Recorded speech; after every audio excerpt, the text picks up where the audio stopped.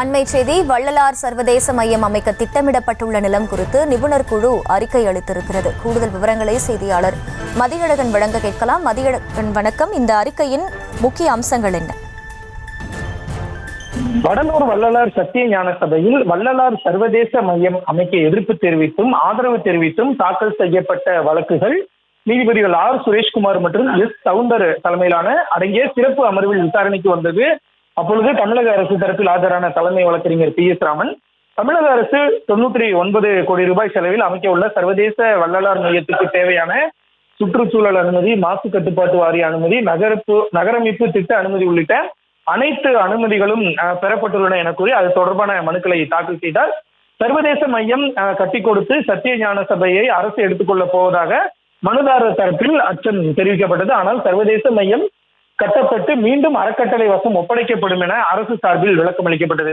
காலி நிலத்தில் கட்டுமானம் மேற்கொள்ள அடிக்கல் நாட்டும் பணிகள் துவங்கிய போதும் அந்த இடம் தொல்லியல் முக்கியத்துவம் வாய்ந்தது என கூறப்பட்டதை அடுத்து தொல்லியல் துறை குழுவினர் அந்த நிலத்தை ஆய்வு செய்துள்ளதாகவும் அரசு சார்பில் தெரிவிக்கப்பட்டது. அப்பொழுது குறுக்கிட்ட நீதிபதிகள், ஜோதி தரிசனத்துக்கு இடையூறு இல்லாமல் கட்டுமானங்கள் மேற்கொள்வதில் என்ன ஆட்சேபனை உள்ளது, அதன் மூலம் பக்தர்களின் உரிமை எப்படி பாதிக்கப்படுகிறது என மனுதாரர்கள் தரப்புக்கு கேள்வி எழுப்பினர். இதற்கு பதிலளித்த மனுதாரர்கள் தரப்பு வழக்கறிஞர், வள்ளலார் திருவருட்பா பாடல்களில் ஜோதி தரிசனத்துக்காக பெருவெளியை அப்படியே வைத்திருக்க வேண்டும் என குறிப்பிட்டுள்ளதாகவும் அதனால் நிபுணர் குழுவை அமைத்து ஆய்வு செய்யலாம் எனவும் தெரிவித்தனர்.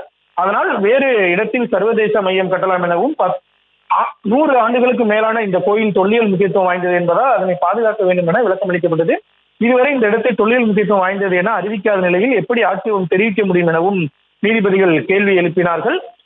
அரசு தரப்பு வழக்கறிஞரை பொறுத்தவரை கோயில் புராதன சின்னம்தான். அரசு கோயிலை தொடப்போவதில்லை. ஆனால் அந்த நிலம் தொல்லியல் முக்கியத்துவம் வாய்ந்ததா என நீதிமன்றம் உத்தரவின் அடிப்படையில் அரசு நியமித்த நிபுணர் குழு ஆய்வு செய்தது. அந்த குழு இந்த நிலம் தொல்லியல் முக்கியத்துவம் வாய்ந்தது அல்ல என அறிக்கை அளித்துள்ளதாக தெரிவித்தார். இதனையடுத்து இந்த வழக்கில் வாதங்கள் நிறைவு பெறாததை அடுத்து விசாரணை ஆகஸ்ட் 22ஆம் தேதிக்கு ஒத்திவைக்கப்பட்டது.